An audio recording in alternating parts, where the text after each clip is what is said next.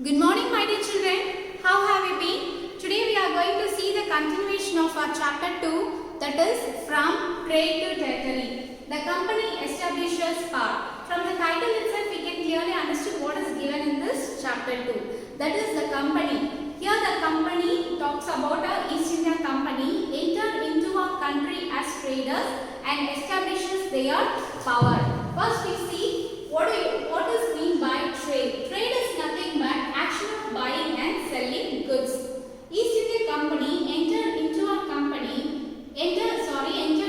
country for buying goods like spices. Territory, area or land controlled by rulers. As we all know, our country, India, ruled by Rajput Rajas, and after Rajput Rajas, our country was ruled by Mughal rulers or Mughal emperors. This is the family tree of Mughal emperors. First, Babur, Umayyan, Akbar, Jahangir, Shah Jahan and Aurangzeb. Their ruling was started in the year 1626. Aurangzeb was the last powerful Mughal emperor. It means that after him there was no powerful as Mughal emperor. After his death in the year 1707, Mughal governors and Jamindars were divided among themselves and they were started ruling a small regional kingdoms. And this reunited paved way for the Britishers to establish their rule over our country.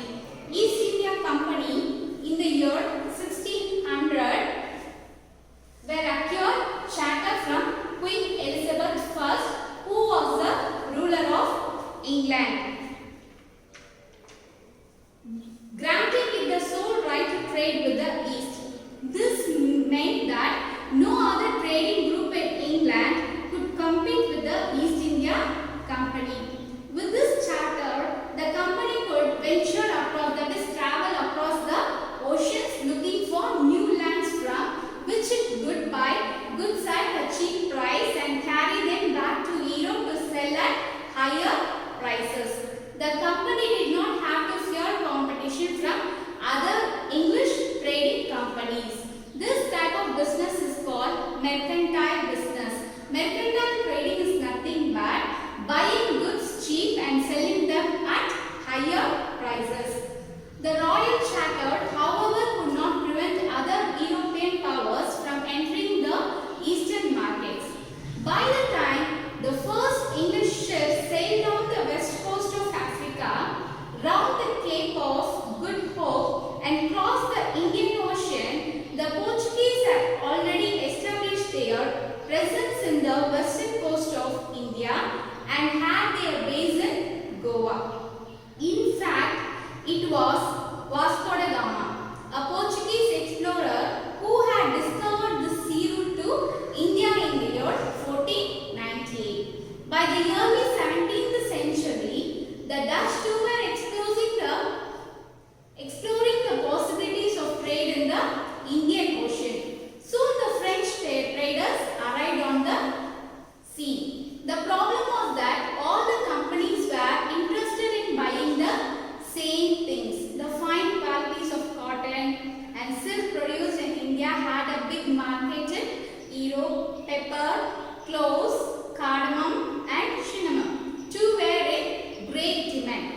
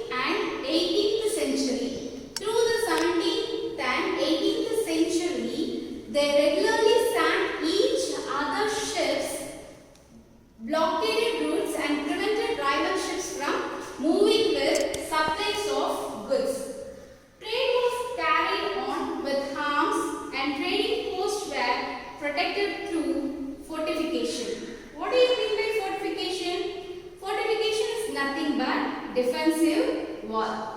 Now we see about East India Company begins trade in Bengal.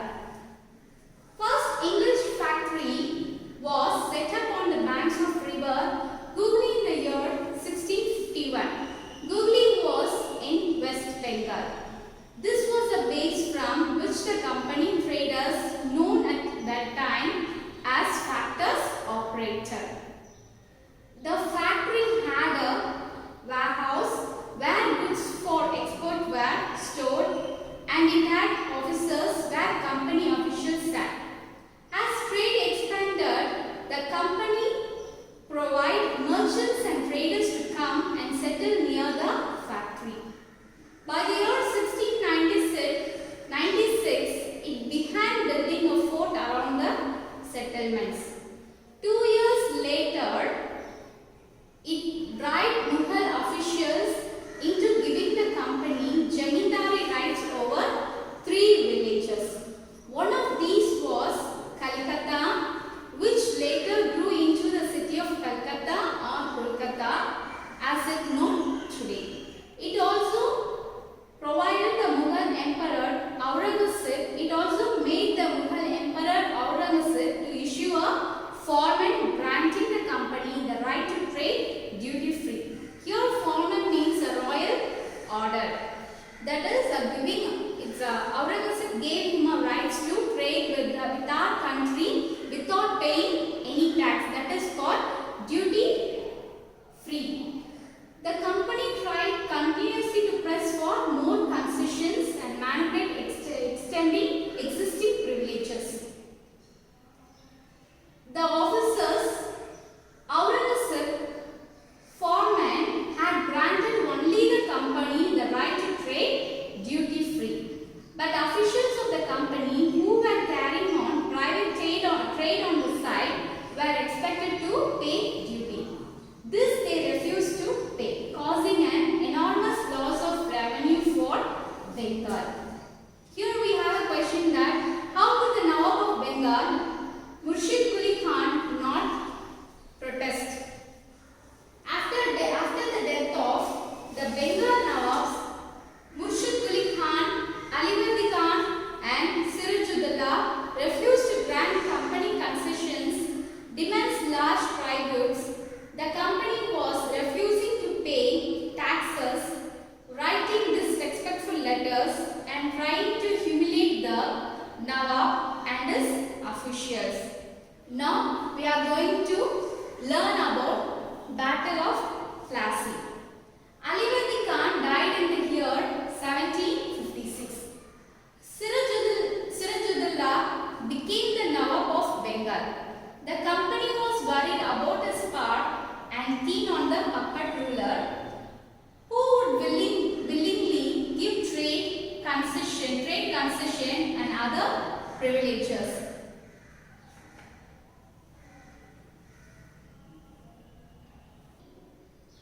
Here puppet ruler means, literally it means a toy that you can move with strings. But here it means that the term is used disapprovingly to refer to a person who is controlled by someone else. Sirajudullah asked the company to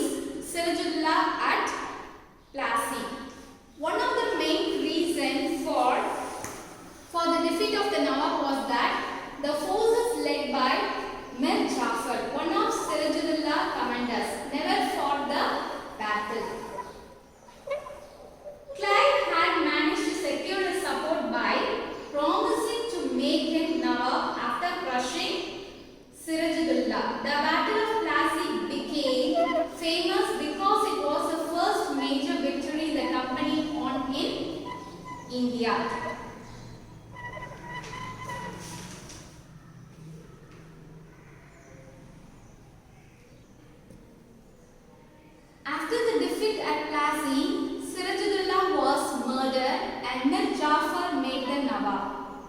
The company was still unwilling to take over the responsibility of administration. Its prime objective was the expansion of trade. If this could be done without conquest, through the help of local rulers who were willing to grant privileges, their territories need not be taken over directly.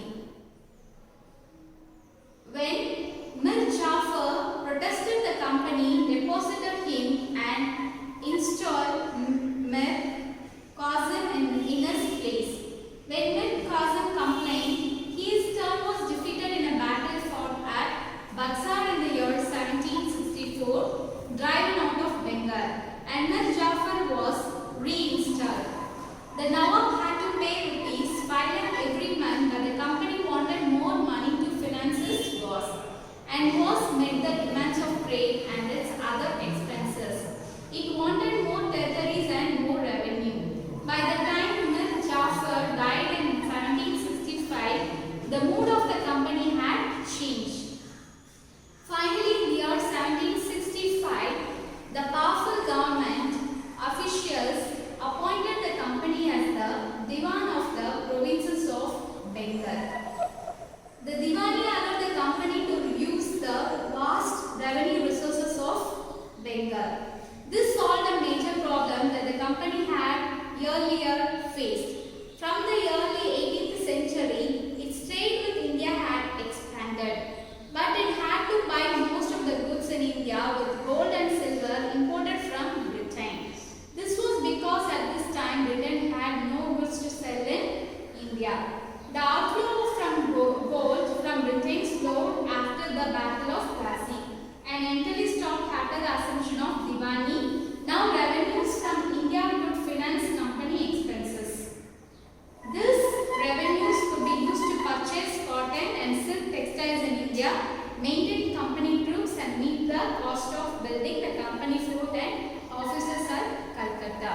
The remaining part of this lesson we will see in the next class.